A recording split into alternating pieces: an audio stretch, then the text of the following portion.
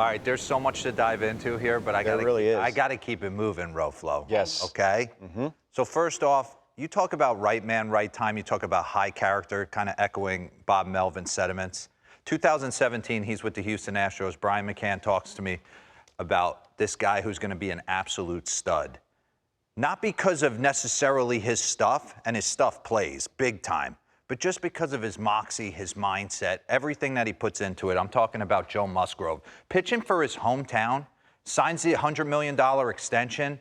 We'll get into some sound from Manny Machado. But I want to take you through, because he came in, and I get it. Let's get into it, because he came in as hot as any pitcher. His last 4 starts leading into the postseason, he was completely dominant. I mean, he went against San Francisco, St. Louis, the Dodgers, 17 innings pitched, 1 run. So he finished on a heater, get his ERA all the way down sub-3. So when he took the ball in Citi Field, this moment's not going to be too big for him. And when I watch him attack, I mean, he had the breaking ball from jump, the cutter, and real quick, before we get into these ABs, pause this. Bring up his pitch percentages last night. First board, S-Rod. This is him during the regular season. Sliders at 24%, the four-seamers at 24%. He's got the cutter, kind of like Bieber, right? He's got the curveball, cutter, slider. Three combinations of the ability to spin the baseball. Take out the sinker, take out the changeup for me.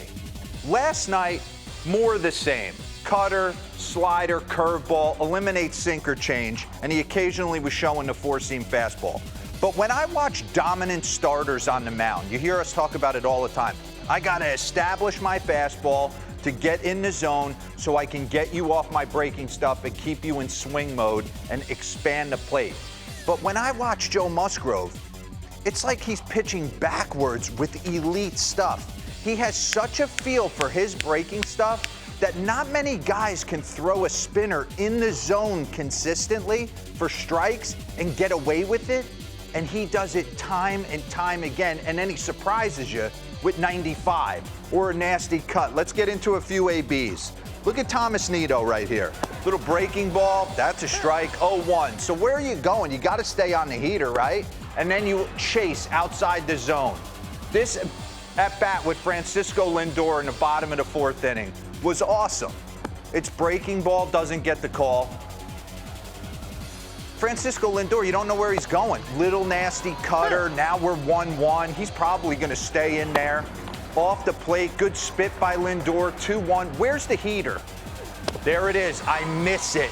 Now he's got to go breaking ball, right? He's got to go to his bread and butter. No. He goes heater in, and I foul it off my knee. It seems like Lindor fouled 8 balls off his shins last night. And then he goes changeup occasionally, and then rides a four-seamer. So you just can't get on the page with him. But listen to Manny Machado right here.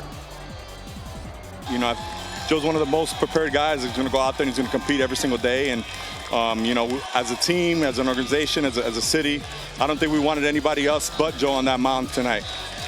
Yeah, enough said right there, right? You got Darvish, you got Blake Snell, and you have Joe Musgrove heading into the series. I know they're going to pitch Mike Clevenger game 1. Let's see what happens against the Dodgers. We're playing with house money now.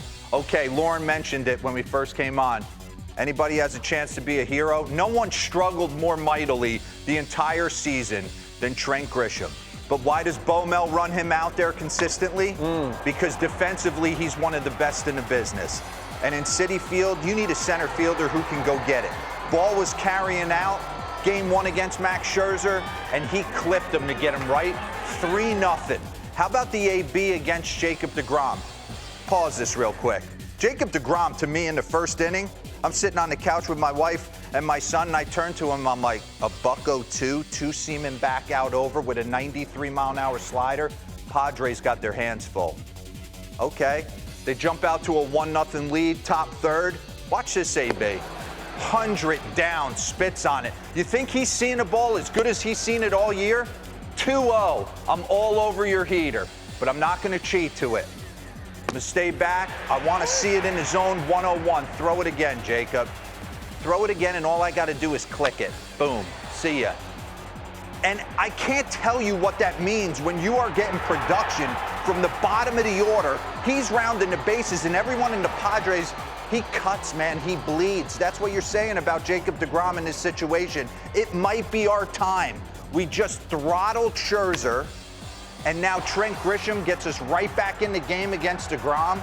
And then last night, Game 3, again, missile up the middle against Chris Bassett. I mean, just so many ways. I thought the play in right center was just as important. He's going to play D right here, and this is why he stayed in this game. Mark Canha drives this ball. Maybe we get the crowd back into it. He makes it look super easy. That is not an easy play for him to go in that right center gap. And Robert alluded to it. You flash back to 2019, right? Yeah. And we'll get there.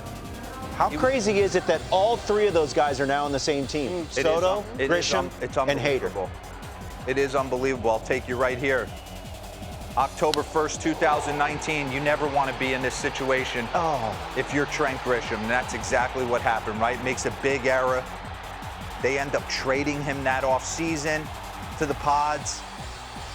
So I just think for me, just certain guys having the ability to step up in certain moments, and he was out there for his defense, but when you have a moment like this and you're able to let it go and come back in big postseason moments, I look forward to seeing what he's going to do against the Dodgers, because this is a massive rivalry. Take you back to September 14th of 2020. He likes the moment, man. He comes around this dugout. Now, I don't necessarily know if I agree with the way of carrying myself like this, but, man, he's going to bat flip. He's going to stare in the Dodgers dugout as he comes around third. So pretty awesome for Trent Grisham to have these moments. You see his defense right here. Michael A. Taylor, Miles Straw. I mean, that's why he's out there. All right, let's real quick. I'm not going to bury Buck Showalter. The guy gave me a chance to play in the big leagues every day, and for that I'll forever be thankful. This is kind of who he is, right? His team was struggling. His two aces got beat. We're not hitting. The crowd's going. But pause this. You get a lot of information in the dugout. Well, it's the bottom of the first. How much information you getting in the bottom of the first? So you were on this this was kind of premeditated, in my opinion, coming into this. Because there's no way you'd have any information. Who's running down to you going, his spin rate's up 2,500 RPMs or whatever a case may be. He thought he saw something shiny on the baseballs, run it. And he wanted to take a look. So this is Buck. Take it or leave it. My team is dying, and I'm going to try and do something. Do I agree with it? No. I thought it looked desperate in the moment. I really did. But also, say he gets Joe Musgrove, catches him with something, and he gets chucked. That whole fan base is back in it. Maybe we got a chance. Never in a million years. I kind of echo again what Bo Mel said. And you can pause that real quick. When he went out to check, did I think for a second that Joe Musgrove was loading the baseball? The guy has been on a heater, high character guy who was dominant at the right time.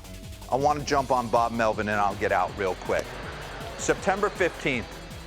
Mr. Jameson from the Arizona Diamondbacks, a rookie, comes up and absolutely stuffs it against them. Pause that. That's when he came out in the media and kind of said, hey, it's now or never, boys. I don't say much. I'm a stoic man. I lead by example, but it's time to go. This is a joke right here. The next day, they're all out for the national anthem. Now, no one hears the national anthem more than baseball players than the military, right? They hear it the most. So to get these guys out on the line late September, all standing at address, is a big deal from a guy who spent 16 years in the big leagues. That doesn't happen. So it's kind of like a band of brothers moment for this team. You can run this. So kind of jumping off Bo Mel's words, and then who was on the mound? Chris Bassett. Who's managed him? Bob Melvin. Yeah. Hey, guys, he likes to work quick. Don't be afraid to call time. I did think Chris Bassett and Tomas Nido had a tough time getting on the same page with each other. But I also feel like there was a concerted effort, like we're not going to let this guy set the tempo for this game. So hats off to the Pods.